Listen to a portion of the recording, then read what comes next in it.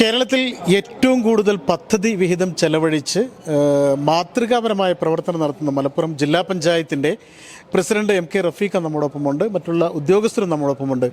മികച്ചൊരു പ്രവർത്തനം കൊണ്ട് തന്നെയാണ് ഇങ്ങനെ പദ്ധതി നിർവഹണം 100% എത്തിയില്ലെങ്കിലും ഏറ്റവും മികച്ചതാവാൻ കഴിഞ്ഞത്.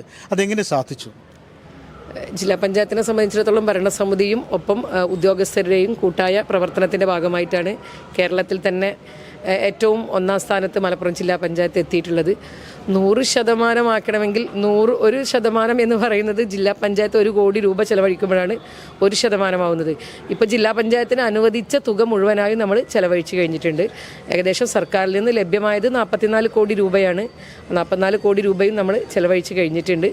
ഇനി പട്ടികജാതി വിഭാഗത്തിൽ ഒരു 2 കോടിയോളം രൂപ അതിൻ്റെ ബില്ല് വരുന്ന മുറയ്ക്ക് ചെലവഴിക്കും. 3ാം ഗഡു ലഭ്യമാകുമ്പോഴേക്കും സർക്കാർ തന്ന മുഴുവൻ തുക നമ്മൾ ചെലവഴിച്ചിരിക്കും. ഏതായാലും ഇനിയിപ്പോൾ പുതിയ തദ്ദേശ തെരഞ്ഞെടുപ്പിന് അടുത്തെത്തിയിട്ടുണ്ട്. ഈ പ്രവർത്തന മികവ് എങ്ങനെ നിങ്ങൾക്ക് ഭരണസമിതിക്ക് ഗുണം ചെയ്യുമെന്ന് പറയും? ചില തദ്ദേശ സ്ഥാപനങ്ങളൊക്കെ കൊടുത്ത സർക്കാർ ബജറ്റിനകത്ത് കൊടുത്ത തുക പോലും വിനിയോഗിക്കാൻ സാധിക്കാതെ ഇരിക്കുന്ന സാഹചര്യമുണ്ട്. മലപ്പുറം ജില്ലാ പഞ്ചായത്ത് എല്ലാ മാസവും നിർവ്വഹണ ഉദ്യോഗസ്ഥരുടെ യോഗം ചേരാറുണ്ട്. ആ നിർവ്വഹണ ഉദ്യോഗസ്ഥരുടെ യോഗത്തിൽ നടക്കാൻ സാധ്യതയില്ലാത്ത പ്രോജക്റ്റുകൾ തൊട്ടടുത്ത ഭേദഗതിയിൽ തന്നെ നമ്മൾ മാറ്റി നടക്കാൻ സാധ്യതയുള്ള പ്രോജക്റ്റുകൾ ഏറ്റെടുത്തുകൊണ്ടാണ് ജില്ലാ പഞ്ചായത്ത് ഇത്തരത്തിലുള്ള ഒരു മുൻതൂക്കവുമായി മുന്നോട്ട് പോകുന്നത്.